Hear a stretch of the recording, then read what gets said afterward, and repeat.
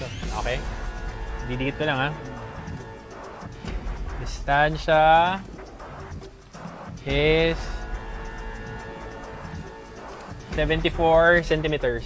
Sa kauna-unahang televised punch test na gagawin kay Manny Pacquiao, gagamitin ang high-speed motion capture technology para malaman kung gaano nga ba kalakas ang suntok ng ating pambansang kamao sa isang ordinaryong araw.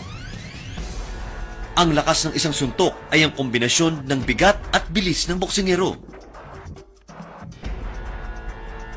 Tinimbang si Pacman at sinukat ang distansya ng kanyang suntok.